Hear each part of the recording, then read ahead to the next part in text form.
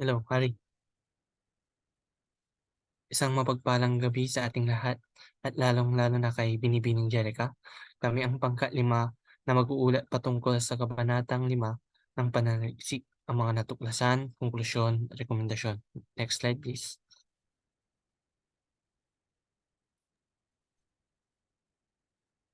Ang nilalaman ng kabanatang 5 ay ang mga sumusunod. Ang una, ang mga natuklasan ng paglalagong, konklusyon, rekomendasyon, bibliografiya, appendix at curriculum vitae.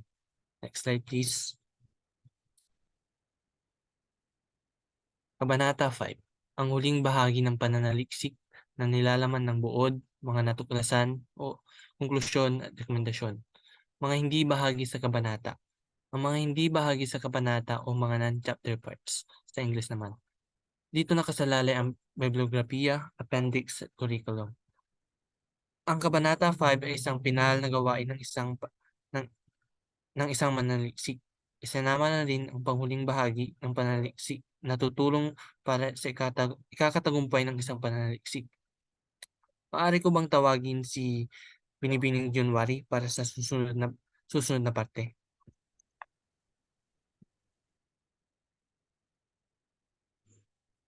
Mga natuklasan. Ang mga natuklasan, buod, paglalagom ay isang mahalagang konsepto sa pananaliksik.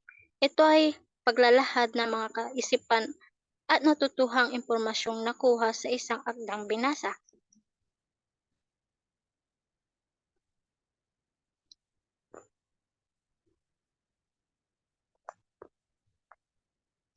Ang epektibong pagbubuod ay pagtatala ng pangunahing idea at pagsuportang detalye sa pagtanggal ng ibang mga hindi mahalagang detalye sa mga pangkahalatan.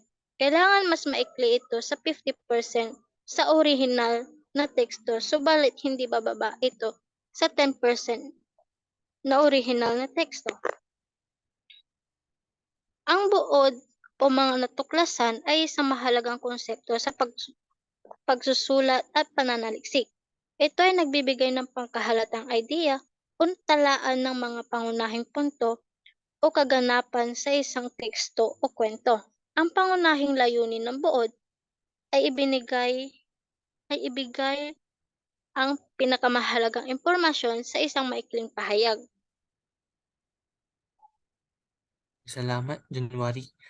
Isang magandang presentasyon. Maaari ko bang tawagin si Catherine para sa susunod na parte?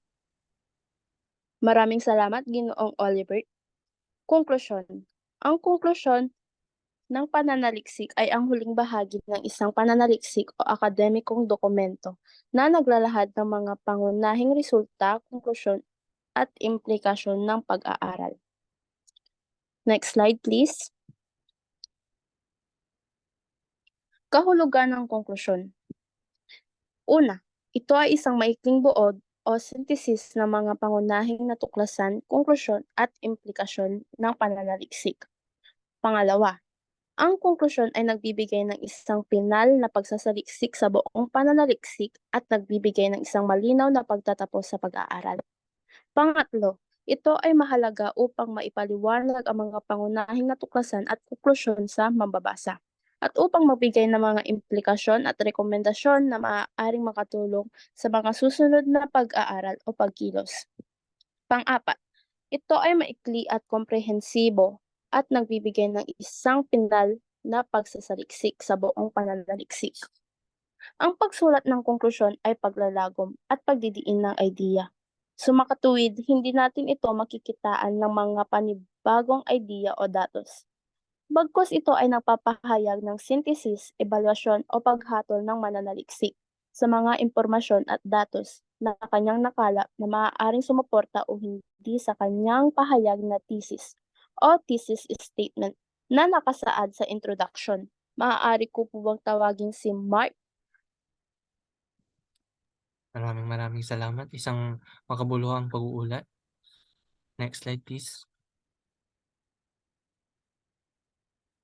Susunod naman ay ang rekomendasyon. Ang mga rekomendasyon ay dapat naglalayong lutasin ang mga suliraning natuklasan sa investigasyon. Huwag magrekomenda ng mga solusyon sa anumang suliraning hindi naman natuklasan o natalakay sa pag-aaral. Bagamat ang mga rekomendasyon ay maaaring maging ideal, kailangan ang bawat isa ay maging praktikal na isagawa, nakamit, makatotohanan at makatarungan. Next slide please. Dapat maging valid at lohikal ang bawat rekomendasyon.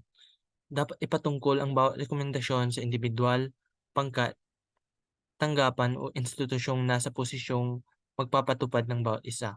Kung may mga mabubuting bagay na natuklasan, kailangang irekomenda ang mga pagpapanatili, pagpapatuloy at pagpapabuti ng mga iyon at o mga hakbang o paraan kaugnay niyon.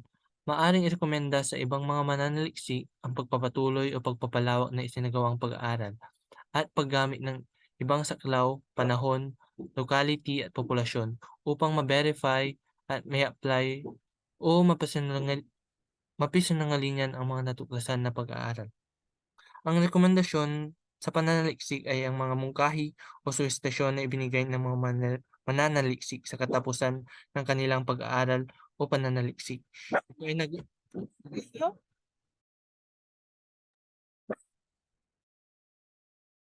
Ito ay naglalayong magbigay ng mga ideya o solusyon sa mga problema o issue na natuklasan sa pag-aaral. Ang rekomendasyon sa pananaliksik ay mahalaga dahil nagbibigay ito ng mga konkretong solusyon at direksyon para sa mga sunod-sunod na hakbang na maaaring gawin upang makatulong sa pagpapahusay ng mga kasalukuyang sistema o proseso. Maaari ko bang tawagin si Jana para sa susunod na parte? Salamat.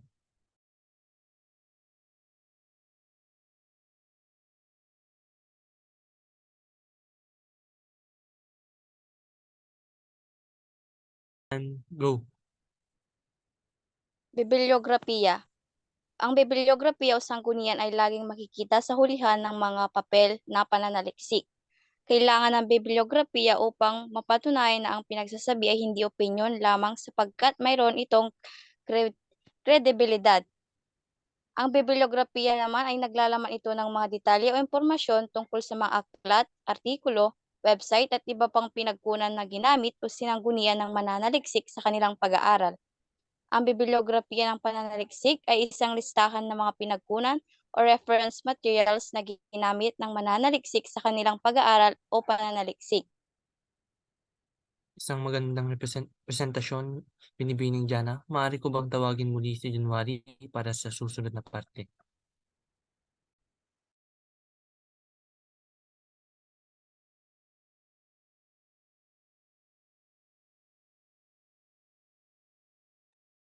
Appendix. Ang appendix ay tinatawag ding dahong dagdag. Maaaring ilagay o ipaloob dito ang mga liham, formularyo o evaluasyon, transcription o interview, sampol ng survey, questionnaire, biodata, ng mananaliksik, mga larawan, clipping at kung ano-ano pa. Appendix A, formularyo ng pagpapatibay ng paksa at pamagat ng pag-aaral. Appendix B, instrument ng pananaliksik.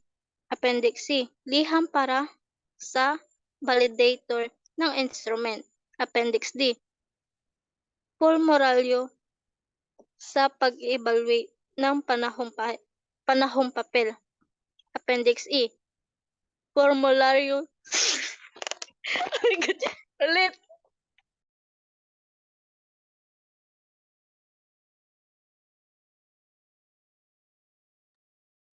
Formularyo sa pag-evaluate ng salitang papel.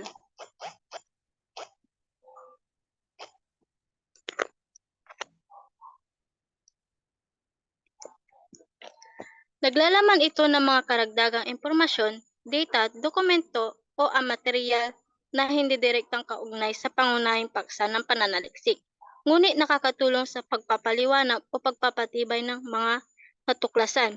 Ang appendix sa pananaliksik ay isang bahagi ng isang pananaliksik o akademikong dokumento na naglalaman ng mga karagdagang impormasyon o material na hindi direktang kaugnay ng pangunahing nilalaman ng pag-aaral. Sa makabuluhang pag-uulat, Binibining January, maaari ko bang tawagin si Binibining Jana para sa susunod na slide?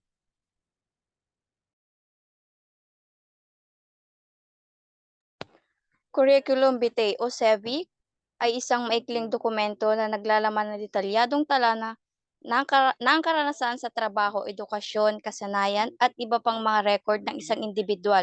Karaniwang ginagamit ito sa proseso ng paghahanap ng trabaho, pag-apply sa paaralan o fellowship, at iba pang mga professional na sitwasyon. Ang isang CEVI o Curriculum Vitae ay naglalayong magbigay ng kumpletong larawan ng kakayahan at karanasan ng isang tao sa larangan ng interes nila. Dokumento na naglalaman ng pagsasalin ng pangalan, personal na impormasyon, edukasyon, trabaho, kasanayan at iba pang kahalagahan sa profesional na buhay ng isang tao. Ito ay ginagamit sa mga aplikasyon para sa trabaho, edukasyon at iba pang mga oportunidad. Ang Curriculum Vitae o CEVI ay isang detalyadong resume na nagpapakita ng edukasyon, karanasan, at mga accomplishment ng isang tao, lalo sa akademikong at profesional na larangan. Ito ay isang komprehensibong dokumentong nagpapakita ng akademiko at research background ng isang mananaliksik o akademiko. Next slide, please. At para sa panapos na pahayag, maraming salamat po ulit sa pakikinig. Kami po pala ang pangkat-5 na nagre-report tungkol sa Kabanata 5 sa pananaliksik. Ako po si Mark Oliver. Next slide. Ay, at ang mga kasamaan ang mga members ng aming group